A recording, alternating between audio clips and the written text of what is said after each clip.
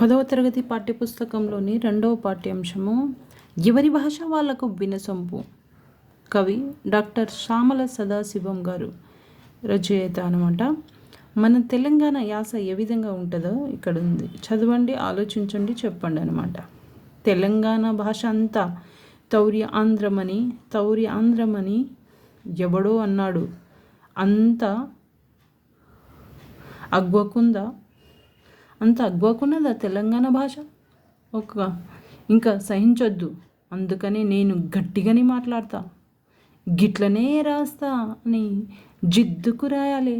జిద్దే అసలు మన యాసల్నే మన బతుకున్నది, నీ భాషల్ని నీ బతుకున్నది, నీ యాసల్నే నీ సంస్కృతి ఉన్నది, నీ యాసలున్న పలుకుబళ్ళనే నీ తెలంగాణ జీవితం ఉన్నది.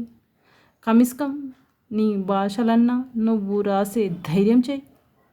మనం పోగొట్టుకుంటున్న మన బ్రతుకును బతికించుకోవాలి. దీనికి భాష చాలా ముఖ్యమైనది. ఎవరి యాసలో ఎవని భాషలో వాడు రాయాలి. తెలుస్తుందా అన్నది లేనే లేదు. మన కవులను రచయితలను మనము గుర్తించి గౌరవించుకోవాలి. ఇట్లా రాస్తే అవతలోనికి తెలుస్తుందా అని మనల్ని అనుకోడు. మనల్ని మనం తక్కువ చేసుకున్నట్లే. ఈ బానిస భావన పోవాలి.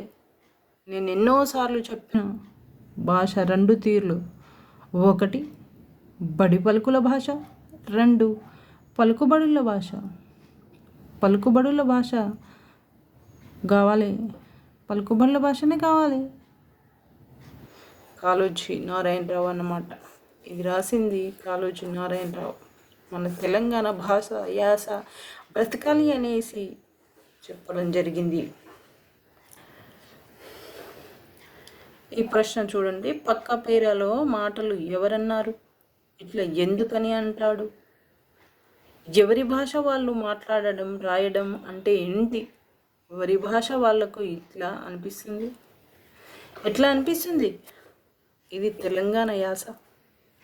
పాఠం ఉద్దేశం: ఒక్క భాషల్లోనే నుడికారపు సొంపు పలుకుబడులు జాతీయాలపై భాష ఎంతో పరిపూర్ణంగా సౌందర్యవంతంగా విలసిల్లుతుందో చెబుతూ ఇతర భాషల గొప్పతనాన్ని కూడా బేరుజు వేస్తూ తెలుగు భాష గొప్పతనాన్ని, ప్రాంతీయ భాషలోని మాధుర్యాన్ని తెలియజేయడమే ఈ పాఠం యొక్క ఉద్దేశం. ప్రాంతీయ భాష యొక్క మాధుర్యాన్ని తెలియజేయడమే ఈ పాఠం యొక్క ఉద్దేశం. పాఠ్యభాగ వివరాలు. ఈ పాఠము వ్యాస ప్రక్రియకు చెందినది. ఏదైనా ఒక్క అంశాన్ని గురించి సంగ్రహంగా ఆకట్టుకునేటట్లు వివరించేదే వ్యాసము. వ్యాసం అంటే ఏంటి? సంగ్రహంగా ఆకట్టుకునేటట్లు వివరించేదే వ్యాసం. సూటిగా, స్పష్టంగా, నిర్దిష్టంగా, సులభంగా అర్థమయ్యే విధంగా ఉండటమే వ్యాస లక్షణం. ప్రస్తుత పాఠ్యభాగము డాక్టర్ శ్యామల సదాశివం తన స్వీయ అనుభూతులతోనే రాసినది. యాది అనే వ్యాస సంపుటిలోనిది. ఏ సంపుటిలోనిది? యాది అనే వ్యాస సంపుటిలోనిది. ఈ పాఠ్యభాగం కవి ఎవరు? శ్యామల సదాశివం గారు. రచయిత అని కూడా అంటారు. ఏమంటారు? కవి, రచయిత. ఇతను 11/15/1928 పుట్టి 7/8/2012 వరకు ఉన్నారనమాట. ఎవరి భాష వాళ్ళకు వినసొంపు పాఠ్యభాగాన్ని రచించినది డాక్టర్ శ్యామల సదాశివం. పూర్వపు ఆదిలాబాద్ జిల్లా నేటి కొమరం భీం జిల్లాలో భాగమైంది.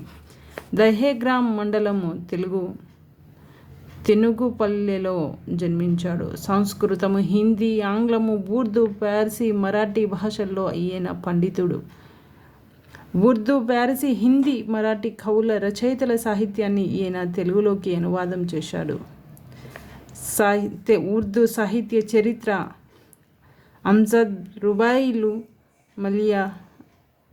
మలియా మారుతాలు యాది, సంగీత శిఖరాలు మొదలైనవి ఇతని యొక్క రచనలు.